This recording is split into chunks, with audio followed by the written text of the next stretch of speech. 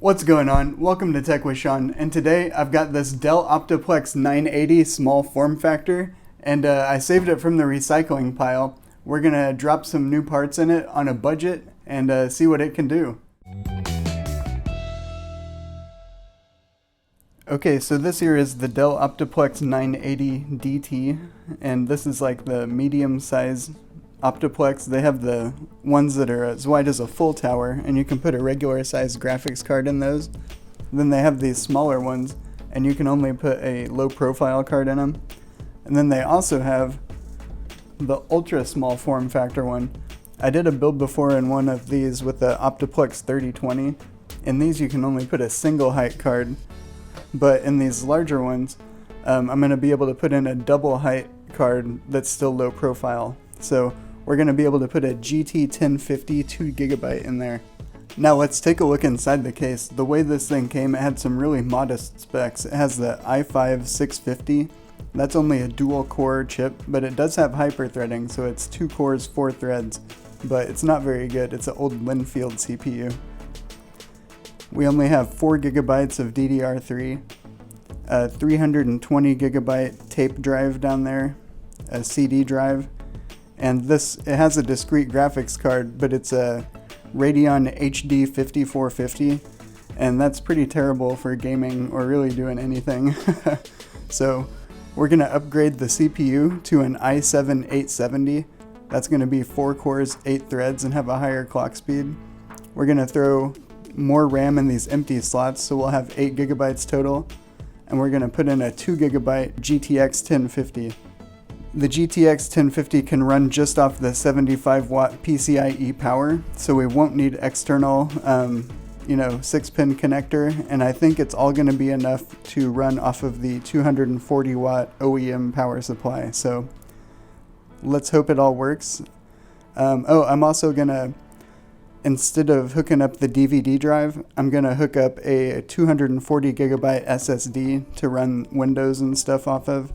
So yeah, I'm going to get the stuff installed. We'll swap the parts out. I'll use Macrium Reflect and clone the OS from the hard drive over to the SSD, and then we'll see what it can do. Now the Optiplex 980 we're using for this build is 10 years old, but even older is this free-cycled Acer monitor I got. This thing is 12 years old. It's from 2007. And I think the dust on it and the cobwebs might be from about 2009, I don't know. But it's pretty dusty. It doesn't have HDMI, it has DVI and VGA, and the GTX 1050 is really pushing it in modern games at 1080p. But this monitor has a native resolution of 1680 by 1050, and that may be a little better fit for the GTX 1050, so we're going to pair that with this. This seems like it was a fairly popular monitor in its day. It has a whole bunch of ratings on Newegg, and it had 5 eggs, so we'll see what it does.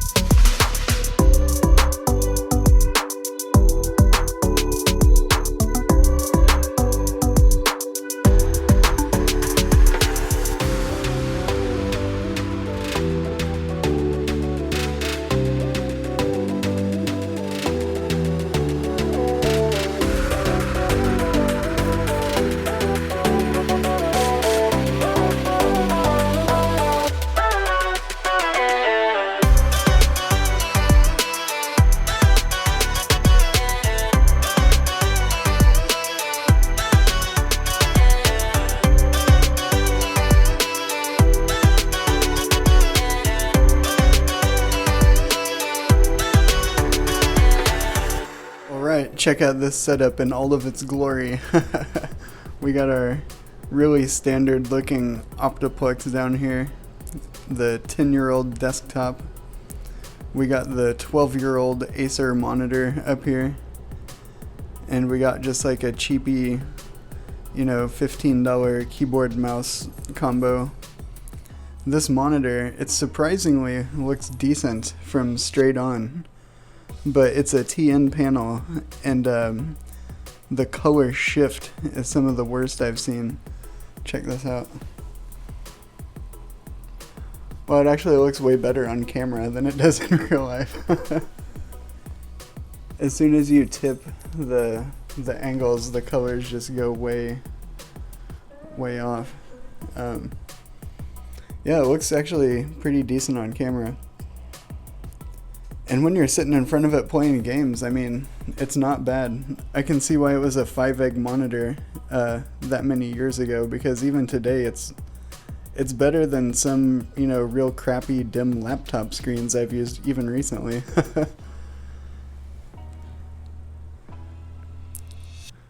But yeah, it's all up and running, no complaints so far, and we'll take a look at the gaming results and see how it held up.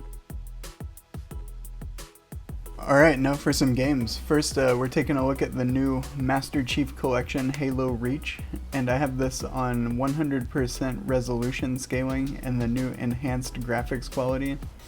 And this is, you know, an enhanced version of an older game, and the 1050 handled this quite well. I didn't really see any noticeable frame drops, and as you can see, the GPU usage isn't even that high, so it seemed to be doing a pretty good job.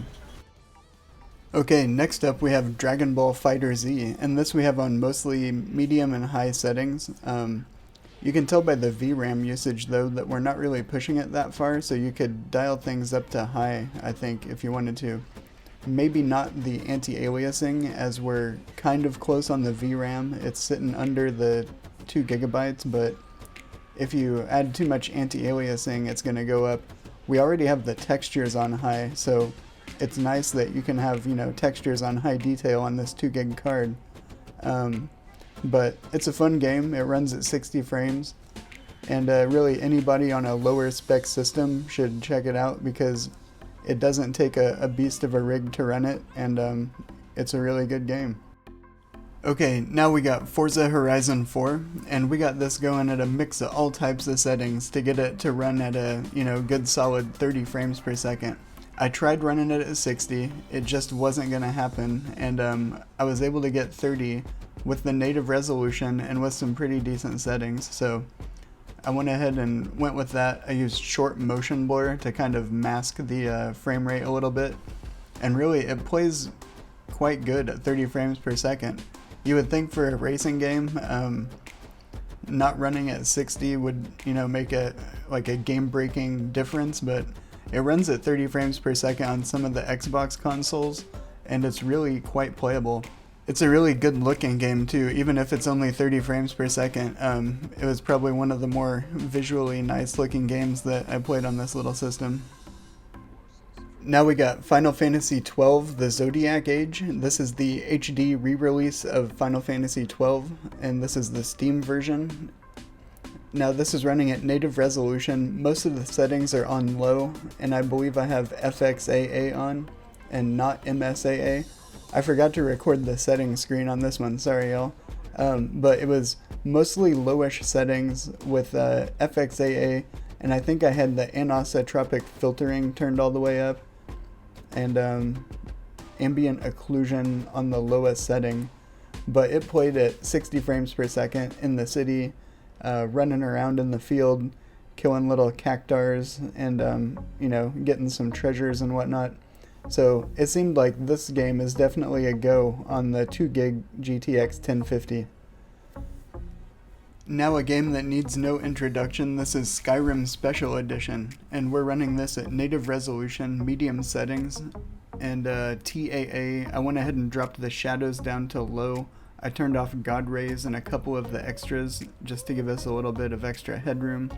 And yeah, jumping into this on the 1050, it runs pretty decently. Here we are running around Riverwood.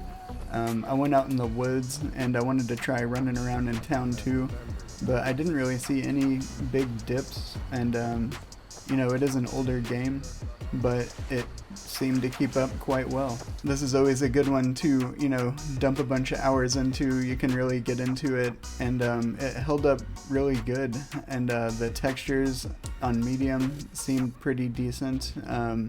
Visually, you know, it's noticeably better looking than vanilla Skyrim. Yeah, I think anybody with a system like this would have a good time going through Skyrim if by some chance you never have at this point in time. Or maybe, you know, going through it again as a different build or something. Anyways, this little setup ran Skyrim Special Edition, no problem. Next up, we have Grand Theft Auto 5, and we played this at native resolution. Some of the settings are kind of low as far as like the distance scaling, others are on high. It was a mixed bag, but the end result was that this ran over 60 frames per second all the time. And right here we have some footage from the benchmark that I'll show you. I also drove through the town for a while, and you know, got up to high speed, went through traffic. You know, evening time when there's maybe more lighting going on, and I didn't really see any frame problems, performance problems at all. So this is another one that I think this system would run no problem. We also took a look at Yakuza 0 running on medium settings, and didn't have any difficulties running around the streets in Kamurocho, beating up some thugs. This is another good game to run on a fairly low spec machine. Originally this was a PlayStation 4 game, so you know, a lot of times these console ports don't require the hardware that you might from other ones. But that's not always the case, as we'll see in our next game. Anyways, this kept up in combat really well. It kept up running around the city. I ran this game on a 1030, so I wasn't surprised that this did a good job, but hey, you know, just being able to play your games on a low spec machine like this is never a bad thing. The GPU didn't really break a sweat in this at all, so if you wanted to, you could probably go ahead and turn Yakuza 0 up to high settings.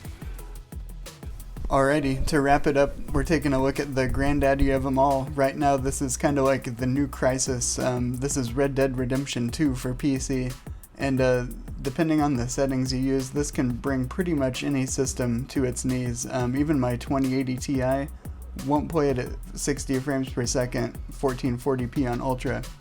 In this game, we're using a mix. We have the resolution lowered down to 1440 by 900, and we have most stuff on low, AF on ×8. Really, you're gonna have to have most stuff on low to get this very playable on the paltry 2 gigs of VRAM that you have to work with. But it can be done, and as you'll see in the footage, you can run around, you know, play it just like you would the console version. It's not gonna run at the 60 no matter what settings you do, no matter if you lower it to, like, you know, whatever. I tried doing the lowest resolution and then also doing resolution scaling, and it's just not gonna happen on this setup at least. But, you know, tweaking the settings, we got it playable here. We're hunting turkeys, running around. We did some missions. I haven't gotten to San Denis yet on this playthrough, and I know that that's kind of like one of the most hardware intensive sections of the game. So if you get there and it runs too slow, you might have to back down the resolution scaling or something for that part. But all in all, you know, I'm sitting here playing this, doing some missions, and this is all being recorded with the NVIDIA Shadow Play, so that actually does take away a couple frames per second. Usually the impact is imperceptible. Like on my 2080 Ti, you have 11 gigs of VRAM to work with and just, you know, a little more breathing room. But on this, you're using every little megabyte of VRAM that you have to work with, and doing that screen recording does have a perceptible impact. So keep that in mind when you're seeing this footage, but I thought that it was a pretty playable experience even here on the 2 gig 1050. Alright y'all, well there you have it. This old 10-year-old Optiplex can still play some modern games here in 2019 by just upgrading a couple of the parts. That i7 870, that was a huge upgrade from the i5 650. The 1050 2GB, of course, was a huge upgrade from the Radeon HD 5450, and then adding the extra RAM let it handle modern games. Any system, of course, is going to be helped out by adding an SSD for the operating system, and yeah, it's not going to tackle everything. You know, some modern stuff like Assassin's Creed Odyssey, that's a real intensive one, and let's see, Red Dead 2, that also pushes it really hard, but like you saw in the video, if you drop your settings enough, you can make them playable. So if you have one of those OEM systems, or you're looking to put something together real cheap for somebody, definitely look at the upgrade route. You can probably do it cheaper than starting to build from scratch, and it's fun. It's a fun little project to do. If you like this, give us a like, subscribe. Tune in for the next video. I have another Optiplex project I'm going to be working on coming up, and we're going to have a lot better graphics card that we're going to cram into an even smaller Optiplex, so that one's going to be real interesting. But I hope this was entertaining, and we'll see you next time.